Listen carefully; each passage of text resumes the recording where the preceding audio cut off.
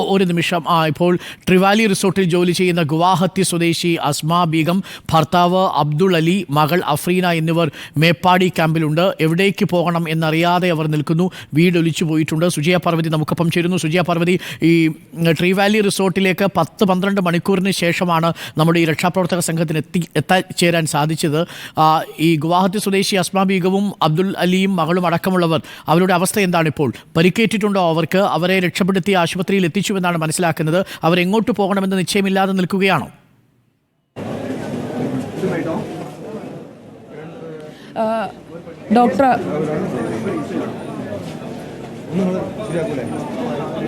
Doctor Arun, ഇപ്പോൾ എനിക്കൊപ്പമുള്ള നമ്മളിവിടെ എത്തിയപ്പോഴാണ് കണ്ടത് ഇവർക്ക് എവിടേക്ക് പോകണമെന്നോ ഭാഷയും അറിയാത്തതിൻ്റെ ഒരു ബുദ്ധിമുട്ടുണ്ട്. ഇത് അസ്മ ബീഗം അസമിലെ ഗുവാഹത്തി സ്വദേശിയാണ്. ഒപ്പം മകൾ അഫ്രീനയുണ്ട്. ആദ്യം അസ്മ പറഞ്ഞത് അസ്മയുടെ ഭർത്താവിനെ കാണാനില്ലായിരുന്നു.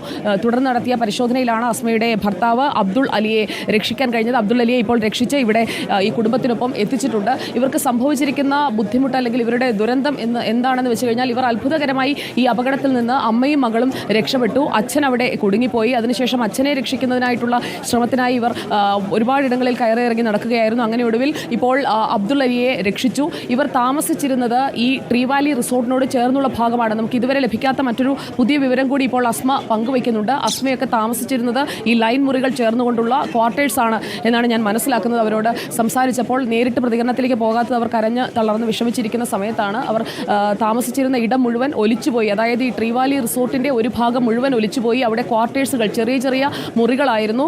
മദ്രസയോട് ചേർന്നുള്ള ഭാഗത്തായിരുന്നു ഇവർ താമസിച്ചിരുന്നത്. അവിടെ നിന്നിപ്പോൾ ഒലിച്ചുപോയി. ഇവരെ ഇനിയിപ്പോൾ സുരക്ഷിതമായി എവിടേക്കെങ്കിലും നമുക്ക് എത്തിക്കണം. നമ്മൾ അതിനായിട്ടുള്ള ശ്രമവുമായി ഇവിടെയുള്ളവരോട് സംസാരിച്ചു. അപ്പോൾ ഇവർക്കിപ്പോൾ അവർക്ക് താമസിക്കാനായിട്ടൊരു ഇടമില്ല. അവരുടെ ക്വാർട്ടേഴ്സ് മുഴുവൻ ഒലിച്ചുപോയി എന്നാണ് പറയുന്നത്. നമുക്ക് എന്താ ചെയ്യാൻ പറ്റുക?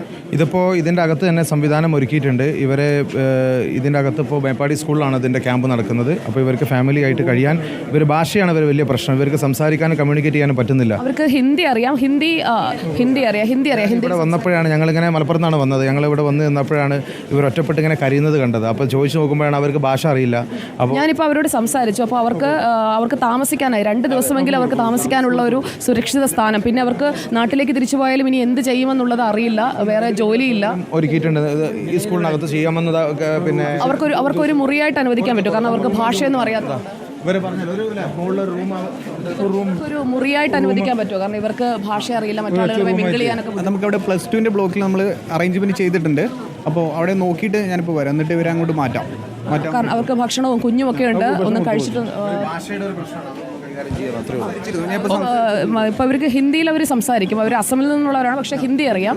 ഇപ്പോൾ ഭർത്താവിനെ ആയിരുന്നു കിട്ടാനുണ്ടായിരുന്നത്, അതും കിട്ടി. അപ്പോൾ ഫാമിലി കംപ്ലീറ്റ് ആണ്. പക്ഷേ അവർക്ക് താമസിക്കാനോ തിരിച്ചു പോകാനോ ഒരു സ്ഥലം അതിപ്പോൾ തന്നെ അറേഞ്ച് ഇവിടെ രജിസ്റ്റർ ചെയ്തിട്ടുണ്ട്.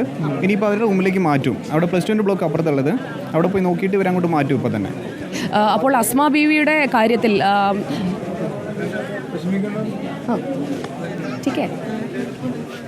അപ്പോൾ ഇവർക്കിപ്പോൾ താമസിക്കാനായിട്ടുള്ള താൽക്കാലിക സൗകര്യം ഒരുങ്ങും. പക്ഷേ ഇവർക്ക് തുടർന്നുള്ള ജീവിതം അതെങ്ങനെ വേണം എന്നുള്ളത് അറിയാതെ നിൽക്കുന്ന മനുഷ്യരാണ്. ഒരു ജീവിക്കാനുള്ള വഴി തേടി നമ്മുടെ നാട്ടിലേക്ക് വന്നവരാണ്. ഇവിടെ കാലങ്ങളായി ജോലി ചെയ്തുകൊണ്ടിരുന്ന മനുഷ്യരാണ്. അവർക്ക് ആ ഭാഗത്ത് ഒരു സുരക്ഷിതമായിട്ട് ഉറങ്ങാനുള്ള ഒരു സാഹചര്യം നമുക്ക് ഒരുക്കി കൊടുക്കാം. തുടർന്നുള്ള കാര്യങ്ങൾ നമുക്ക് വരും ദിവസങ്ങളിൽ ചർച്ച ചെയ്യുകയും ആവാം. എന്തായാലും ഇവരെ നമുക്ക് ചേർത്ത് പിടിക്കേണ്ടതുണ്ട്. നമ്മുടെ മണ്ണിലേക്ക് അമർന്നു പോയ ഒരുപാട് മനുഷ്യരുണ്ട്. അവരോടൊപ്പം പ്രതീക്ഷകൾ നഷ്ടപ്പെട്ടു പോയവരുണ്ട്, തൊഴിലിടങ്ങൾ നഷ്ടപ്പെട്ടു പോയവരുണ്ട്. അവരെയൊക്കെ നമുക്ക് ചേർത്ത് പിടിക്കേണ്ടതുണ്ട്. കേരളം എല്ലാ കാലത്തും എല്ലാ മനുഷ്യരെയും ചേർത്ത് പിടിച്ചിട്ടുണ്ട്. ഇവരെയും നമുക്ക് ചേർത്ത് പിടിക്കണം. ഇപ്പോൾ കാണുന്ന ദൃശ്യങ്ങൾ, തത്സമയ ദൃശ്യങ്ങൾ അല്പസമയം മുമ്പ് പ്രേക്ഷകർ റിപ്പോർട്ടിൽ കണ്ട കാഴ്ചകളാണ്.